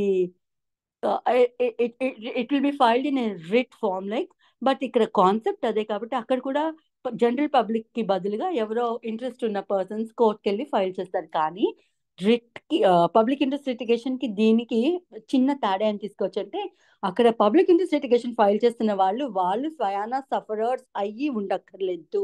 వాళ్ళు మిగతా సఫరర్స్ బదులు అయ్యో పాపం అని జాలి తలిచి వీళ్ళు ఫైల్ చేయొచ్చు. కానీ ఇక్కడ రిప్రజెంటేటివ్ సూట్ లోను అలాంటి ఇనిషియేటివ్ తీసుకునే వ్యక్తి కంపల్సరీ సఫరర్ అయినా అయి ఉండాలి, లేదా డిఫెండెంట్స్ లో ఒక్కరైనా అయి ఉండాలన్నమాట. అంటే వారికి ఎగెన్స్ట్ గా రిలీఫ్ అయినా అడగబడిన వ్యక్తి అయినా అయి ఉండాలన్నమాట. అలాంటి వాళ్ళు మాత్రమే రీప్రజెంటేటివ్ సూట్ ఫైల్ చేయగలరు. కానీ ఇది జనరల్ సూట్ కింద ఫైల్ చేసేదానికి ఉండదు. మళ్ళీ కోర్టు పర్మిషన్ అడగాలన్నమాట ఆ సూట్ లోను.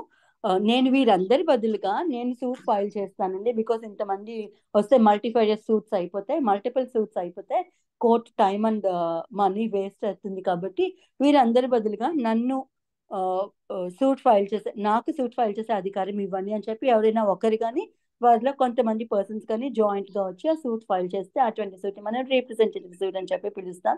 అట్లా ఫైల్ చేసే అధికారం ఆ పర్సన్స్ కి ఉంటుంది, provided only with the leave of the court, permission of the court. Court permit చేస్తేనే వారు రిప్రజెంటేటివ్ సూట్ కెపాసిటీలో వారు రిప్రజెంటేటివ్ కెపాసిటీలో ఆ సూట్ ని ఫైల్ చేయగలుగుతారనమాట. కోర్ట్ కనుక పర్మిషన్ ఇవ్వకపోతే వాళ్ళు అట్లా ఫైల్ చేయడానికి లేదు.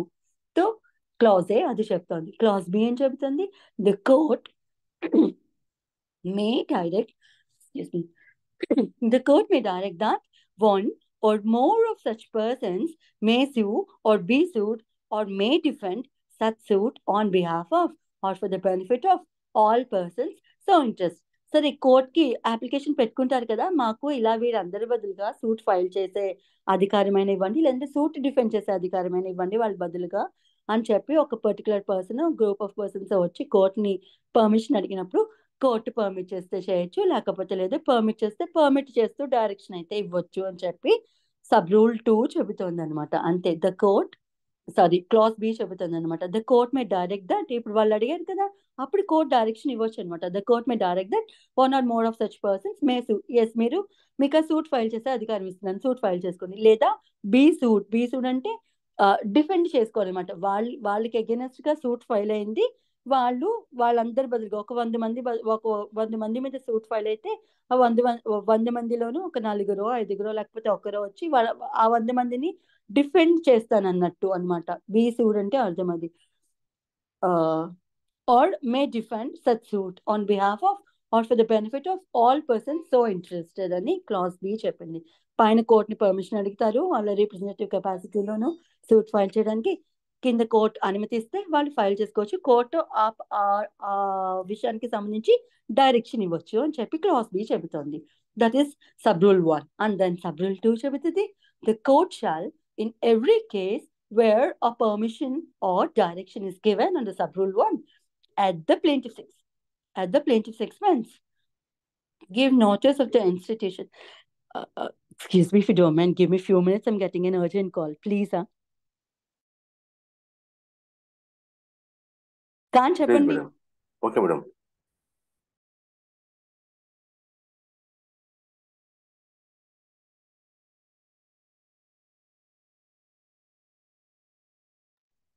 Sorry, and thank you. Right. ఇప్పుడు రూల్ 2 చెబుతుంది, సబ్ రూల్ 2 చెబుతుంది, the court shall in every case where a permission or direction is given. పైన చెప్పినట్టుగాను సబ్ రూల్ 1 లో క్లాజ్ 1 లో వాళ్ళు పర్మిషన్ అడిగారు, క్లాజ్ బి ప్రకారం వాళ్ళు కోర్టు పర్మిషన్ ఇచ్చింది. పర్మిషన్ ఇచ్చినప్పుడు the court shall in every case where a permission or direction is given under sub rule 1 at the plaintiff's expense give notice of the institution officer to all persons so interested, either by personal service or where by reason of the number of persons or any other cause such service is not reasonably practicable by public advertisement as a court in each case में direct. Simple గా ఏం చెబుతుందంటే, సరే representative suit లోను మీరు representative కెపాసిటీలోను మీరు suit file చేయడానికి నేను అనుమతిస్తున్నాను, ఇదిగో ఈ డైరెక్షన్ ఫాలో అవుతూ మీరు సూట్ ఫైల్ చేయండి అని చెప్పి ఒక డైరెక్షన్ ఇచ్చిందో, లేకపోతే కోర్ట్ పర్మిషన్ ఇచ్చినప్పుడు ఆ పర్టికులర్ పర్సన్స్ సూట్ ఫైల్ చేయడానికి సందిగ్ధమయ్యి సూట్ ఫైల్ చేయడానికి వచ్చినప్పుడు ఏం చెప్తున్నారు, సూట్ ఫైల్ చేస్తున్నప్పుడు ఎంత మంది పార్టీస్ ఉన్నారో అంతమంది పార్టీస్ కి వారి ఖర్చుతోనూ, అంటే ఎవరైతే సూట్ ఫైల్ చేస్తున్నారో ఆ సో కాల్డ్ రిప్రజెంటేటివ్, ఆ ప్లెయింటిఫ్ అయిన రిప్రజెంటేటివ్ అందరికి వారి ఎక్స్పెన్సెస్ తోనే నోటీస్ ఇవ్వాలి, మ్యాండేట్ అనమాట. ఎంత మంది పార్టీస్ ఉంటే అంతమంది పార్టీస్ కి నోటీస్ ఇవ్వాలి అని చెబుతోంది రూల్ 2. అట్ ద ప్లెయింటిఫ్స్ ఎక్స్పెన్స్, వారి ఖర్చుతోనే వీరందరికీ నోటీస్ ఇవ్వాలి. అది మీరు పర్సనల్ గా ఇస్తారా, 10 మంది ఉన్నారా, 20 మంది ఉన్నారా, 100 మంది ఉన్నారా మాకు అనవసరం. అది మీరు పర్సనల్ గా ఒక్కొక్కరికి సర్వ్ చేసుకుంటూ వెళ్తారా, లేదు అయ్యో బాబాయ్ 100 మందో 200 మందో ఉన్నారు సూట్ లోను అని అనుకున్నారనుకోండి, అట్లా ఇవ్వడం కుదరదు. పర్సనల్ సర్వీస్ అందరికి ఒక్కొక్కరికి నోటీస్ డిస్పాచ్ చేయడం కుదరదు అని అనుకున్నారనుకోండి, అప్పుడు సరే అట్ యూ ఆప్షన్ ఈ పబ్లిక్ నోటిఫికేషన్ ఇచ్చేసేయండి, పేపర్ నోటిఫికేషన్ ఉంటుంది కదా అది ఇచ్చేసేయండి అని చెప్పి చెబుతుంది అనమాట. మొత్తానికి దానికి సంబంధించిన ఆర్డర్ అయితే కోర్టు ఇస్తుంది. అది మీరు పర్సనల్ గా సర్వ్ చేస్తారో తెలీదు, లేకపోతే మీరు పబ్లిక్ మోడ్ ఆఫ్ చేసుకుంటారో నాకు తెలీదు. మొత్తానికి మాత్రం ఎంతమంది పార్టీస్ ఉంటే అంతమంది పార్టీస్కి నోటీస్ ఇవ్వాల్సిందే అని చెప్తోంది రూల్ 2. బికాస్ వారిలో ఎవరికైనా కంటెన్షన్స్ ఉన్నాయనుకోండి, లేదు వీరు ఈ పాయింట్ పెట్టలేదు, ఈ పాయింట్ పెట్టాలి, లేకపోతే మాకు దీని మీద ఆబ్జెక్షన్ ఉంది, వాళ్ళు ఏమైనా అన్నారనుకోండి, లేదు నేను పార్టీ కాదు అసలు యాక్చువల్గా 100 మందిలో గుంపులాగా నన్ను కూడా చేర్చేశారు, నాకు ఈ సూట్ వద్దు, ఆ రిలీఫ్ వద్దు అని ఎవరైనా అనుకున్నారనుకోండి, సో వాళ్ళందరూ కోర్టుకు వచ్చి వారి గోడు చెప్పుకునే అవకాశం ఉంటుంది అనమాట. సో వారి మీద కానీ వారికి ఎగెనిస్ట్ గా కానీ సూట్ ఫైల్ అవుతున్న విషయం అందరికీ తెలియాలి, కాబట్టి అందరికీ నోటీస్ ఇవ్వండి అని చెప్తోంది రూల్ 2. ఇంతే, right. And then sub rule 3 చెబుతోంది, any person on whose behalf or for whose benefit a suit is instituted or defended under sub rule 1 may apply to the court to be made a party to such suit. So ఏం చెప్తుంది, ఇప్పుడు ఏ persons కి against గా suit file అవుతుందో, లేదా ఏ persons కి favourable గా suit file అవుతుందో, సో అలాంటి పర్సన్స్ ఎవరైనా ముందుకు వచ్చి నేను 1 ఆఫ్ ద పార్టీ కింద ఉంటాను అంటే, ఇప్పుడు రిప్రజెంటేటివ్ కెపాసిటీలో వచ్చిన పర్సన్ ఎవరైతే ఉండినారో వారితో పాటు నేను చేరుతాను, you make me party to the suit అంటే 100 మందిలోనూ మా బదులుగా ఫైల్ చేయాల్సిన అవసరం లేదు, నేను కూడా ఫైల్ చేసే వారిలో ఒక పర్సన్ కింద ఉంటాను, లేదా డిఫెండ్ చేసే వారిలో ఒక పర్సన్ కింద ఉంటాను, మేక్ మీ ఏ పార్టీ అని చెప్పి అడిగే అధికారం అయితే ఏ పర్సన్ కైనా ఉంటుందట, అందులో ఎవరెవరైతే పార్టీస్ కింద ఉన్నారో వారందరికీ.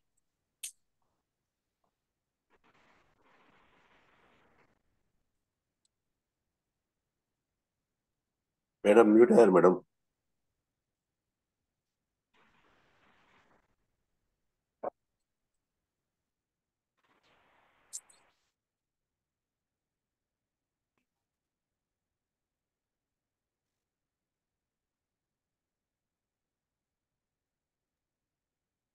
Madam you are in mute.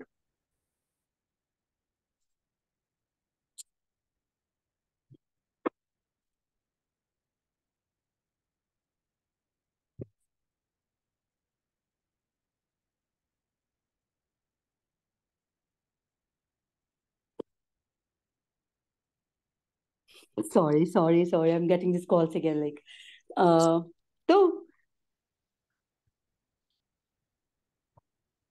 So sub rule 2లో ఏం చెప్పుకున్నాం, నోటీస్ అయితే ఇవ్వాలి, ఎంతమంది పర్సన్స్ అయితే ఉండినారో ఆ పర్టికులర్ సూట్ లోను వారందరికీ నోటీస్ ఇవ్వాలని చెప్పి రూల్ 2 చెప్పింది.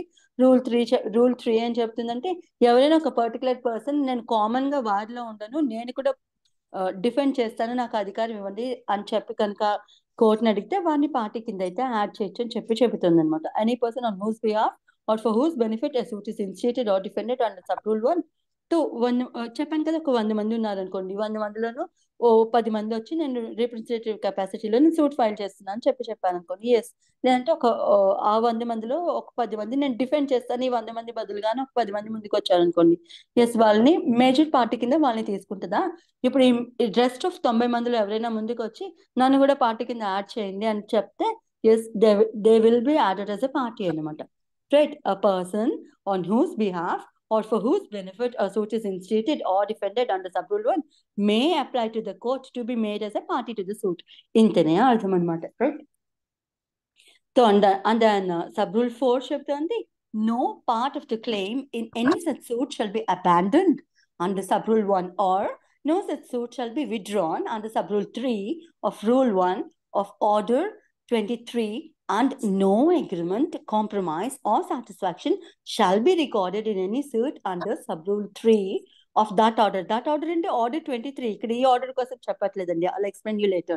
Unless the court has given at the plaintiff's expense notice to all persons so interested in the manner specified in the sub rule 1. దీని సారాంశం ఏమిటంటే, ఇప్పుడు ఏ పర్సన్స్ కి అగైనెస్ట్ గా అయితే సూట్ ఫైల్ అయి ఉన్నిందో, సో ఆ పర్సన్స్ అంటే రిప్రజెంటేటివ్ కెపాసిటీలో ఫైల్ చేసిన లేకపోతే డిఫెండ్ చేస్తున్న పర్సన్స్ ఉన్నారా, వాళ్ళ ఇష్టానుసారం ఇప్పుడు ఏదో ఒక క్లెయిమ్, ఏదో ఒక రిలీఫ్ ఉందనుకో, ఆ రిలీఫ్ని అబాండన్ చేసేస్తారు.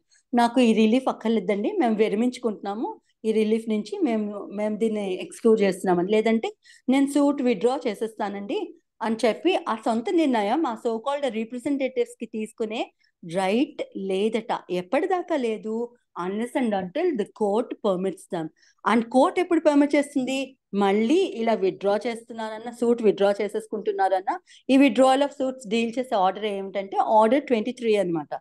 సో విత్డ్రావల్ చేసుకోవాలన్నా, ఏదైనా పార్ట్ ఆఫ్ క్లెయిమ్ అబాండన్ అంటే వదులుకోవాలనుకున్నా సరే, ఏదైనా రిలీఫ్ వదులుకోవాలనుకున్నా సరే, అవన్నీ డీల్ చేసే ఆర్డర్ 23 అనమాట. సో ఆర్డర్ 23లోను అట్లా అబాండన్ చేసుకున్న, విత్డ్రా చేసుకున్న అధికారం ఈ పర్టికులర్ రిప్రజెంటేటివ్స్కి అయితే లేదు, unless and until court gives them permission. And court ఎప్పుడు పర్మిట్ చేస్తుందంటే అంటే unless and until they give notice to all persons again. Like ఆ సూట్లో ఎంతమంది పర్సన్స్ అయితే ఉండినారో వారందరికీ ఈ రిలీఫ్ వదిలేస్తున్నానని చెప్పైనా సరే, లేదంటే నేను ఈ సూట్ విత్డ్రా చేసుకోవాలనుకుంటున్నాను అన్నా సరే, ఆ నోటీస్ అందరి పర్సన్స్కి ఇవ్వాలట. బికాస్ అందులో అందరికీ ఇంట్రెస్ట్ ఉండుండకపోవచ్చు కదా, వీళ్ళకి ఏదో పెత్తనం ఇచ్చాం కదా అని సొంత నిర్ణయాలు తీసుకోవడానికి లేదు అన్నట్టు కొంచెం మోడ్ లాంగ్వేజ్లో చెప్పాలంటే, రైట్? సో సూట్ ఫైల్ చేయమని అధికారం ఇచ్చాము, ఫైల్ చేయడం వరకే. మా బదులుగా మీరు విత్డ్రా చేసేయడానికి అలా ఏం రైట్ ఉంటుంది? కొంతమంది పర్సన్స్కి ఆ సూట్ పర్సీ చేయాలనే ఉందేమో, లేకపోతే వారికి ఆ రిలీఫ్ వదులుకోవాలని లేదేమో, రైట్? సో అలా వారందరి పర్మిషన్ లేకుండా వీరికి రిప్రజెంటేటివ్ కెపాసిటీ ఇచ్చాం, మా బదులు డిఫెండ్ చేయండి, మా బదులు ఫైల్ చేయండి అని చెప్పి అధికారం ఇచ్చాం కదా అని సొంత డిసిషన్స్ తీసుకొని అట్లా విత్డ్రా చేసేయకండి ఆర్డర్ 23లో ఉన్న ప్రొవిజన్ ప్రకారం అని చెప్పేది చెప్తోంది అనమాట. ఎప్పుడు దాకా విత్డ్రా చేసుకోవడానికి లేదు అంటే అందరి పార్టీస్కి నోట్ అనమాట. అందరికి నోటీస్ ఇస్తే, నోటీస్ ఎందుకు ఇస్తాం? అందరికీ తెలుస్తుంది ఆ విషయం. ఎవరికైనా ఆబ్జెక్షన్స్ ఉంటే వాళ్ళు కోర్టుకు వచ్చి వాళ్ళు కంటెంట్ చేసుకుంటారని చెప్పి, సో ఆ పార్టీస్ అందరికీ ఆ ప్రొవిజన్, ఆ ఫెసిలిటీ కలిగించాలి కాబట్టి, ఆ రైట్ ప్రొవైడ్ చేయాలి కాబట్టి నోటీస్ అనేది మ్యాండేట్ గా ఇవ్వాల్సిందే. విత్డ్రా చేసుకోవాలనుకున్నా, ఏదైనా క్లెయిమ్ అబాండన్ చేసుకోవాలనుకున్నా, లేకపోతే సూటే కంప్లీట్ గా అబాండన్ చేసుకోవాలనుకుంటున్నా సరే, మొత్తం అందరికీ నోటీస్ ఇవ్వండి. నోటీస్ ఇచ్చిన తర్వాత అవన్నీ రికార్డ్ చేసిన తర్వాత కోర్ట్ ఏమైనా ఆబ్జెక్షన్స్ అటువంటివి ఏమైనా ఉంటే అవన్నీ రికార్డ్ చేసిన తర్వాతే అప్పుడు పర్మిషన్ ఇస్తుందట. అబాండన్ చేసుకోవాలా వద్దా అనే decision is totally up to the description of the court అనమాట. సో రూల్ 4 అదే చెప్తుంది, no part of the claim in any suit. ఇప్పుడు ఏదైనా ఒక క్లెయిమ్ అడుగుతూ ఫైల్ చేశారనుకోండి, అందులో ఎంతో కొంత భాగం అబాండన్ చేయడానికి లేదు. No part of the claim in any suit shall be abandoned under sub rule 1. అంటే సబ్ రూల్ 1 కింద క్లెయిమ్ చేసిన రిలీఫ్స్ ఏవైతే ఉన్నాయో అందులో ఒక పార్ట్ ఆఫ్ రిలీఫ్ వదులుకోవడానికి లేదు. And no such suit shall be withdrawn. సూటే కంప్లీట్ గా విత్డ్రా చేసేసుకోవాలనుకుంటున్నారు అనుకో, అట్లా కూడా విత్డ్రా చేసుకోవడానికి లేదు. Under sub rule 3 of rule 1 of order 23. Order 23లోను రూల్ 1 కింద కానీ, సబ్ రూల్ 1 కింద కానీ, సబ్ రూల్ 3 కింద కానీ అబాండన్ చేసుకోవాలన్నా, లేదా కంప్లీట్ గా సూటే విత్డ్రా చేసుకోవాలన్నా సరే అలా చేయడానికి అధికారం లేదు ఆ పర్టికులర్ గా ఆ రిప్రజెంటేటివ్స్ కి అని చెబుతుంది. And no agreement, compromise or satisfaction shall be recorded in any of such suit. So ఆ సూట్ లో ఏమైనా రిప్రజెంటేటివ్స్ ఏదైనా కాంప్రమైజ్ లోకి ఎంటర్ అయిపోయారు అనుకోండి మిగతా వారి బదులుగా, సో అలాంటి అగ్రిమెంట్, ఏదైనా అగ్రిమెంట్ కుదుర్చుకుంటే అలాంటి అగ్రిమెంట్ ఆపోజిట్ పార్టీతో, ఏదైనా కాంప్రమైజ్ కుదుర్చుకుంటే అలాంటి కాంప్రమైజ్, ఏదైనా ఆ భాగంగా కాంప్రమైజ్ మూలంగానో అగ్రిమెంట్ మూలంగానో ఏదైనా సాటిస్ఫాక్షన్కి వచ్చారనుకో, సరే వాళ్ళు కాంప్రమైజ్కి వచ్చారనుకో ఆపోజిట్ పార్టీ, ఇంత అమౌంట్ ఇస్తావునా లేకపోతే ఈ కండిషన్కి ఒప్పుకుంటున్నాను, అట్లా ఏది చేయడానికి లేదు. Unless and until it shall be recorded in any suit under sub rule 3 of that particular order. That order అంటే ఆర్డర్ 23లోను రూల్ 3 కింద అలాంటివి రికార్డ్ చేయాలంటే మళ్ళీ నోటీసే ఇచ్చి తీరాలన్నమాట అన్ని పార్టీస్ కి, unless the court has given at the plaintiffs expense. ఈ నోటీస్ ఎవరు ఇస్తారు? ఆబ్వియస్ గా కోర్టు ఇస్తుంది, కానీ ఖర్చులు ఎవరు పెట్టుకుంటారు? ప్లేంటిఫే పెట్టుకోవాలి. Because he wants to withdraw his suit or abandon a part of the claim.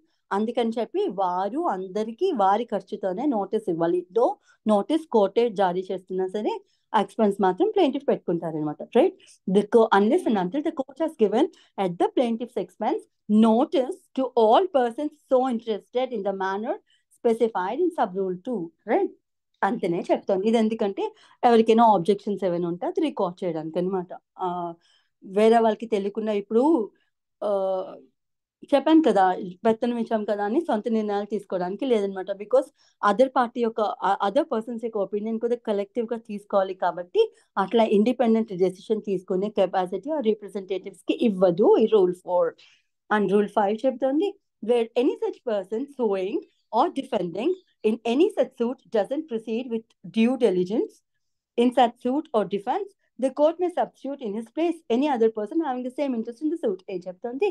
ఇప్పుడు రిప్రజెంటేటివ్ కెపాసిటీలో ఉండిన పర్సన్ ప్రాపర్ గా తన డ్యూటీస్ నిర్వహించట్లేదు, ప్రాపర్ గా డిఫెండ్ చేయట్లేదు, లేదా ప్రాపర్ గా సూట్ ని కంటిన్యూ చేయట్లేదు అనుకోండి, ప్రాపర్ ఇంట్రెస్ట్ తీసుకోవట్లేదు అనుకోండి. What are be the reason for that? అట్లా ఇంట్రెస్ట్ తీసుకున్నప్పుడు ఆ రిప్రజెంటేటివ్ కెపాసిటీలో ఉండిన పర్సన్ ని సబ్స్టిట్యూట్ చేస్తూ ఇంట్రెస్ట్ ఉండే పర్సన్స్ ని యాడ్ చేయొచ్చు అని చెబుతుంది అనమాట ఈ రూల్ 5. ఇంతే, where any person suing or defending, ఎవరైతే సూ చేశారో, ఎవరైతే సూట్ ఫైల్ చేశారో వాళ్ళు కానీ, లేకపోతే ఎవరైతే డిఫెండ్ చేస్తున్నారో వాళ్ళు కానీ, in any such suit doesn't proceed with due diligence, careful గా సూట్ ని కనుక కంటిన్యూ చేయట్లేదో ప్రొసీడింగ్స్ అనుకోండి, అలాంటప్పుడు in such suit or defence the court may substitute in his place any other person having the same interest. Same మళ్ళీ representative interest ఉండే person ఎవరైతే ఉండినారో వారిని తీసుకొచ్చి ఈ పర్సన్ ప్లేస్ లో సబ్స్టిట్యూట్ చేస్తారు అని చెబుతోంది రూల్ 5. అండ్ దెన్ రూల్ 6 చెబుతోంది a decree passed in a suit under this rule shall be binding on all the persons on whose behalf or for whose benefit the suit is instituted or defended as the case may be. ఏం చెప్తోంది simple గా, ఇలాంటి suit లోను వచ్చిన decision, judgement, degree ఏమైతే ఉందో అది అందరి persons మీద binding, equally binding, made with the plaintiffs, made with the defendants, right? So అందరి మీద ఈక్వల్లీ బైండింగ్ ఆ డిగ్రీ అనేది చెప్తోంది రూల్ 6. ఇంతే. అండ్ దెన్ ఎక్స్ప్లెనేషన్ చెప్తారు ఫర్దర్గా. For the purposes of determining whether the person who sues or sued or defend have the same interest in a suit, it is not necessary to establish that such persons have the same cause of action. ఎవరైతే, అది నేను ఇందాక municipal water example ఇచ్చాను కదా, అదే ఇక్కడ కూడా వర్తిస్తుంది అనమాట. ఏం చెప్తున్నారు? సూట్ ఫైల్ చేసిన అందరి పర్సన్స్ కి అగైనెస్ట్ గా కాజ్ ఆఫ్ యాక్షన్ జరిగే ఉండక్కర్లేదట. నేను ఇందాక ఏం చెప్పాను, ఇప్పుడు 100 మంది ఫ్యామిలీస్ ఒక కాలనీలో ఉంటుంటే వారందరికీ మున్సిపల్ వాటర్ రాకుండా ఉంటుంటే అందులో ఒక 10 ఫ్యామిలీస్ 20 ఫ్యామిలీస్ యాక్చువల్ గా ప్రాబ్లమ్ సబ్సిస్ట్ అవుతున్నప్పుడు వాళ్ళు అదే రీజన్ లో ఉండకపోయి ఉండొచ్చు, వాళ్ళు యాక్చువల్ గా సఫరర్స్ కాకపోయి ఉండొచ్చు, రైట్? సో బట్ రిలీఫ్ అనేది వాళ్ళకి క్లెయిమ్ చేసే రైట్ ఉంది. వాళ్ళు ఊరి నుంచి వచ్చిన తర్వాత కూడా ఇదే ప్రాబ్లం కంటిన్యూ అయింది అనుకోండి, మున్సిపల్ వాటర్ రాలేదనుకోండి, ఇప్పుడు ఈ 80 మందికి ఒక సూట్ ఫైల్ చేసి మళ్ళీ 20 మంది వేరొక సూట్ ఫైల్ చేస్తారా? అట్లా చేయరు. వాళ్ళకి కామన్ కాజ్ ఆఫ్ యాక్షన్ ఉంది కాబట్టి ఒకే పర్సన్ నుంచి, అండ్ వాళ్ళు అడుగుతున్న రిలీఫ్ కూడా ఒకటే కాబట్టి వాళ్ళందరూ యాక్చువల్ గా సఫర్ అయినా లేకపోయినా అందరి బదులు సూట్ ఫైల్ చేసేస్తారని చెప్తుంది, రైట్? అదే explanation. So this is about representative suit అండి. And I think 1 to 8 rules clear గా చెప్పానా? అందరికి అర్థమైందా? అర్థమైంది మేడం. మిగతా రూల్స్ రేపు చదువుకుందామండి. I'm getting late, right? Okay ma'am. ఇంకా నెక్స్ట్ క్లాస్ లో joint run, miss joint run